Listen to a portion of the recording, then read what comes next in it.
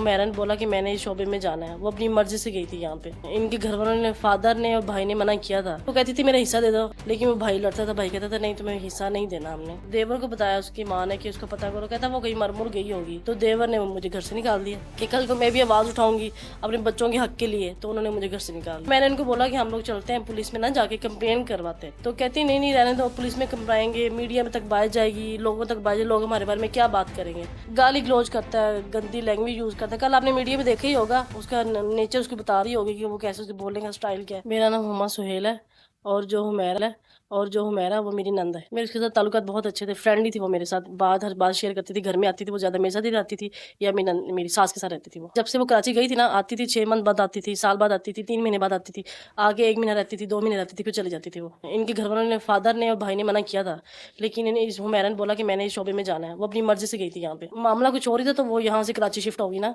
वो कहती थी कि मुझे आप लोग स्टैंड करें, मेरे साथ साथ दें, मुझे कोई अपना बिजनेस स्टार्ट करवाएं, घर में गाड़ियाँ खड़ी हुई हैं, मुझे बहुत चलाने के लिए, मैं यहाँ कोई काम करूँ। लेकिन ये इन लोगों ने उसका साथ नहीं दिया। फिर वो यहाँ से कराची शिफ्ट हो गई। वो कहती थी मेरा हिस्सा दे दो, अगर मेरे पे पैसा नहीं इन्वेस्टमेंट करना, मेरा साथ नहीं देना, कोई बिजनेस स्टार्ट करना, तो मुझे मेरा हिस्सा दे, मैं चली जाती हूँ, मैं अपना काम स्टार्ट कर लेती हूँ।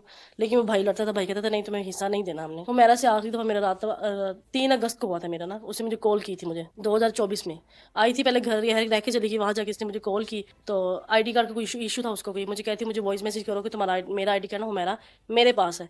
तो वो नेट का इशू था, वो मैसेज नहीं सेंड हो पाया। फिर इसने अपनी मदर को कॉल की कि मैं बड़ी परेशान हूँ, तो मेरी ना हेल्प करें, मुझे पैसों की ज़रूरत है। उसकी माँ ने कहा हमारे पास पैसे तो नहीं है। तो इसने कहा कि फिर ना आपने ना, मैं परेशान हूँ, आपने ना घर में किसी को बताना नहीं है। तो इसकी ना माँ ने कहा ठीक है। तो उसके बाद में कहती है अमजन मेरा ये नंबर बंद हो जाएगा जो चल रहा था, और मेरा नया नंबर आपने ना उसमें मुझे कॉल करनी है। हम काफ़ी कॉल करते हैं, मेरी सास ने मुझे बताया ऐसे ऐसे कि ये उसका नंबर है, इस पर रब्ता करो। कोई कॉन्टैक्ट नहीं, कोई कुछ भी नहीं। वो रोज़ फ़ोन करते थे, डेली फ़ोन करते थे, सोशल मीडिया पे, उसमें इंस्टा पे, फेसबुक पे, स्नैपचैट पे, लेकिन उससे कोई कॉन्टैक्ट नहीं हुआ। फिर मैंने उनको बोला कि हम लोग चलते हैं पुलिस में ना जाके कंप्लेन करवाते हैं। अपनी सास को मैंने बोला। तो कहती नहीं नहीं रहने दो, पुलिस में कंप्लाएंगे, मीडिया में तक बात जाएगी, लोगों तक बात, लोग हमारे बारे में क्या बात करेंगे। तो मैं चुप कर गई। मैंने इन्हों ये चुप कर गई, लेकिन मैं भी चुप कर गई। फिर जब मैंने ना थोड़ी देर बाद मैंने पुलिस में ना कॉल की, कराची पुलिस वालों को। उनको मैंने कहा कि ऐसे ना मेरी नंद वो गायब है। उन्होंने मुझे बोला कि हम आपकी हेल्प नहीं कर सकते, क्योंकि आपका उनसे ना ब्लड रिलेशन नहीं है।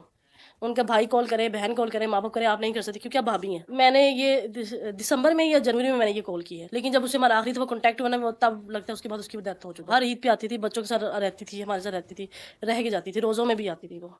और इस ईद पे नहीं आई, लेकिन सास रोती थी। वो तो माँ थी, उसको तो होगा। तो देवर को बताया उसकी माँ ने कि उसको पता करो। कहता वो कहीं मरमुर गई होगी। ये देवर ने बात की, कहता कहीं